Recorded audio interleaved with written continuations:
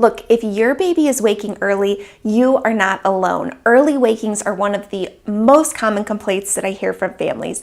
In this video today, we are going to talk about why your baby might be waking early and how you can fix it. But first, be sure to hit that subscribe button so you don't miss out on any of my upcoming YouTube content.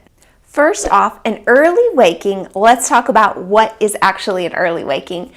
Any waking before 6 a.m. on the clock is considered an early waking. Now I know for some of you, your child may be waking at 6 or 6:15. Technically, I'm saying that's not an early waking and you're saying, oh my gosh, that's way too early for me. I want my child to sleep until 8 a.m. I get it.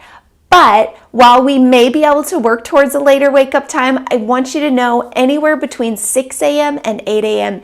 is considered normal and acceptable for your child.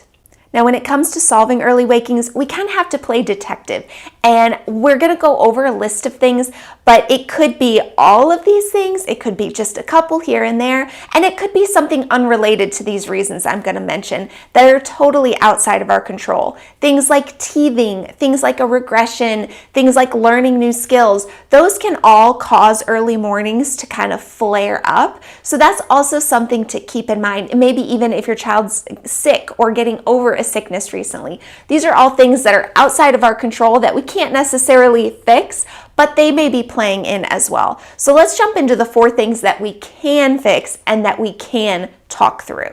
Reason number 1, your child may be waking too early is because they're just not motivated to keep sleeping. It's very normal for our sleep cycles and our sleep to be lighter and lighter as the early morning goes on. And so there's just more potential for wake ups in that time.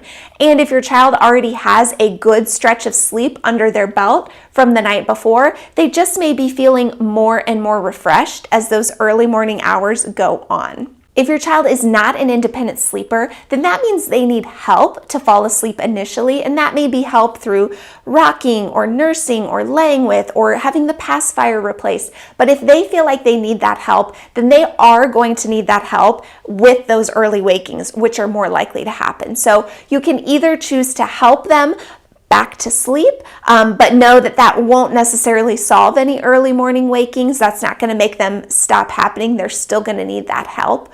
Or you can teach them to fall asleep on their own so that they're not waiting for you to come in and help them back down. So they're more motivated to just do it on their own because they know how. But even if you have an independent sleeper, that does not mean you are immune to early morning wakings. So because of those things we've talked about with them having lots of sleep under their belt from the night before and having lighter sleep in the early morning, they still may have wakings, even though they know how to fall back asleep on their own. So the biggest thing here is I want you to make sure if you have an independent sleeper that they are not the ones dictating the start to their day, that you are showing them when it's an acceptable time to start their day. Because if they've learned over time that the second they wake up, someone comes in and it's playtime and eat time and fun time, then they have zero motivation to try falling back asleep. But if you're good about being in a habit of when they wake up, they're used to waiting and they get used to that waiting until someone comes in, then they're going to be more motivated to keep trying to sleep if they still feel tired. Reason number 2 why your child might be waking early, something is signaling to their brain that it's time to wake up. Now, in some cases, that is light streaming into their room in the early morning. So go in your child's room at that early time they're waking when you don't want them awake, and make sure that their room is pitch black. If there's light streaming in the windows, you've got to block it out somehow. Aluminum foil, garbage bags, you can buy nice blinds, whatever, but you've got to get all that light blocked out. If there's light streaming in from under the door, put a towel under the door. Basically, if their eyes sense light in the early morning, that is a direct signal to their brain that it's a good time to be awake. And if we don't want them to think it's a good time to be awake, we have to remove that light signal.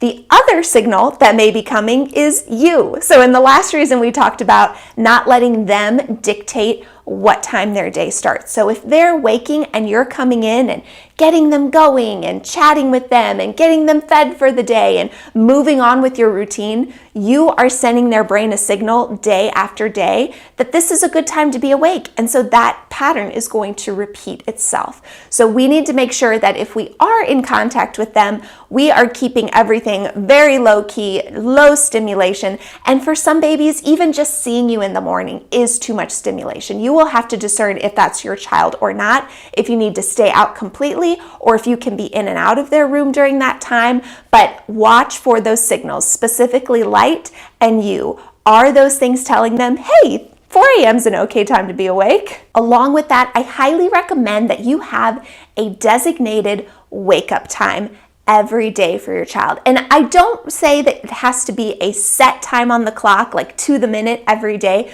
but I do like to see about a 30-minute range from day to day. So that means if they wake before this range, we're treating it like a night waking. We are not starting their day. We are not sending them those signals of us and light that it's an okay time to start the day. And if they're starting to sleep past that window range, then we're gonna wake them up so that they can be consistent. And honestly, guys, if you yourself are struggling with sleep as a parent, this is super helpful for all humans to have more of a set wake up time.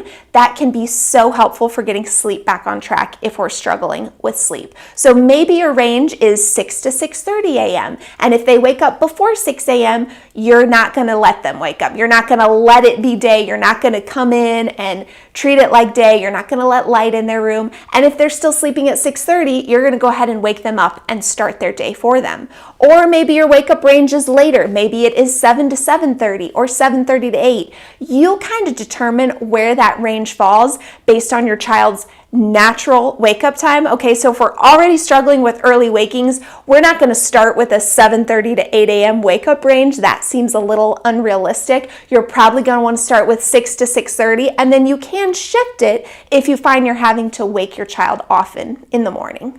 Reason number 3 why your child may be waking too early: bedtime is too late. And I know it kind of goes against common sense. It probably goes against some advice that you've heard, but if your child's bedtime is too late, they are probably getting overtired. And overtired babies wake up earlier the next morning. So I would recommend pulling bedtime a little earlier. You don't have to do anything drastic, but pull it earlier by 15 to 30 minutes.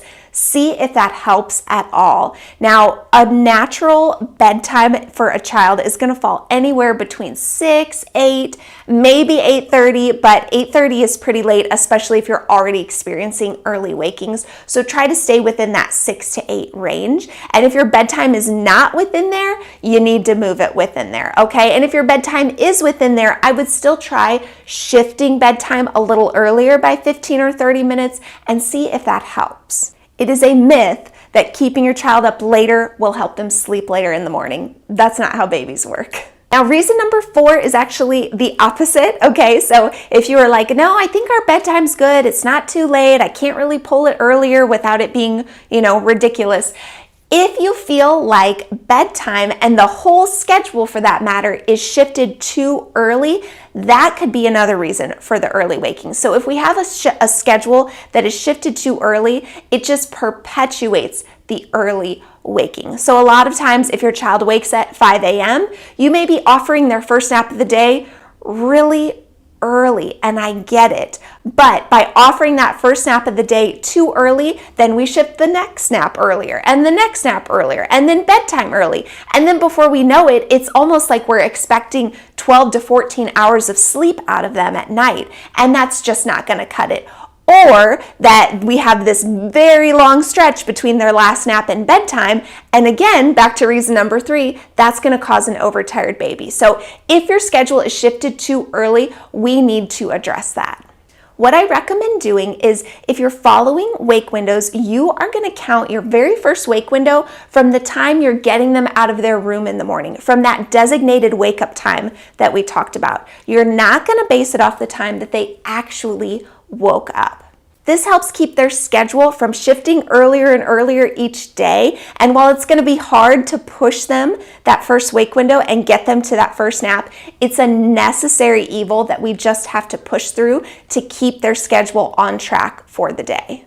Last piece of advice I want to give you: early wakings take time to be resolved. So it can be really frustrating because there's all these different factors we have to look at, but then there's also this consistency piece. And if your child has been waking up like clockwork early, it is going to take time for that signal to change and for their body to not habitually wake at that time. So you've got to stay consistent. Honestly, I would say you need to give early wakings about 2 weeks where you are consistently tackling the root issues before you give up and say, okay, I just have an early riser, I guess I'm stuck. And I know parents can be quick sometimes to do that, to say, oh, my baby's just an early riser and I can't do anything about it. And some children's brains, some people's brains are just wired to wake earlier than others. But if your child is tired and crabby and you can just tell that these early wakings aren't just their body, it's them not getting enough sleep, then I would encourage you to push through. If you are missing out on that independent sleep piece that we talked about at the very beginning and you're just not sure how to get there, how to teach them to fall asleep without help, this video here is going to help you walk through if sleep training makes sense for you, if it's the next right step that can help you teach your little one to fall asleep on their own.